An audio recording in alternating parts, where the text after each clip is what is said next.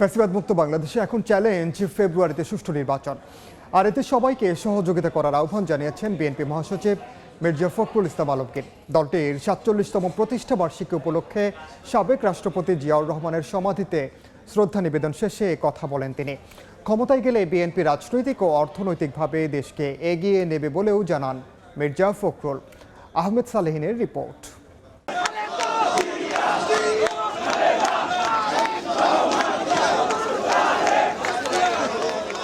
স্বাধীনতা পরবর্তী সময়ে একদলীয় শাসন ব্যবস্থার বিলুপ্তি ঘটিয়ে বহুদলীয় গণতন্ত্র আর বাংলাদেশি জাতীয়তাবাদ প্রতিষ্ঠার লড়াইয়ে জন্ম হয় বাংলাদেশ জাতীয়তাবাদী দল বিএনপির।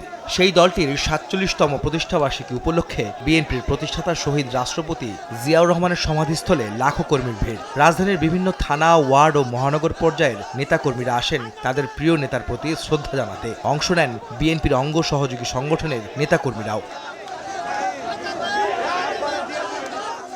বিএনপি মহাসচিবের নেতৃত্বে দলটির কেন্দ্রীয় নেতারা জিয়াউর রহমানের কবরে ফুল দিয়ে শ্রদ্ধা জানান। এ সময় তার আত্মার মাগফিরাত কামনায় দোয়া মোনাজাত করেন তারা।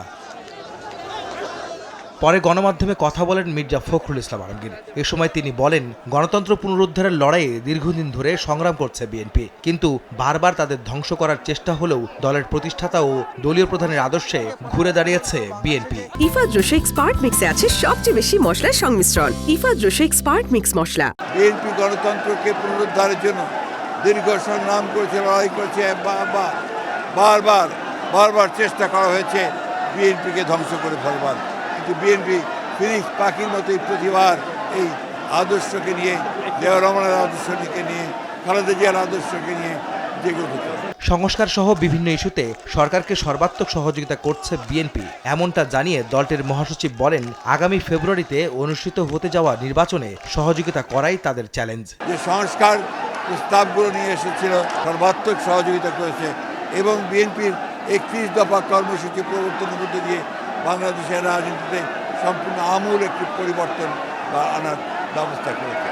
এখন যে চ্যালেঞ্জ আমাদের সামনে রয়েছে সেই চ্যালেঞ্জ হচ্ছে যে আগামী ফেব্রুয়ারি মাসে, ২৬শে ফেব্রুয়ারি মাসে যে নির্বাচন অনুষ্ঠানের কথা আছে, সেই নির্বাচন অনুষ্ঠান সুষ্ঠুভাবে করার সর্বোত্তম সহযোগিতা। বিএনপি মহাসচিব বলেন, জনগণের ভোটে তাদের দল ক্ষমতায় গেলে দেশের রাজনীতি ও অর্থনীতিতে দৃশ্যমান পরিবর্তন আনবেন তারা। তারেক রহমানের নেতৃত্বে।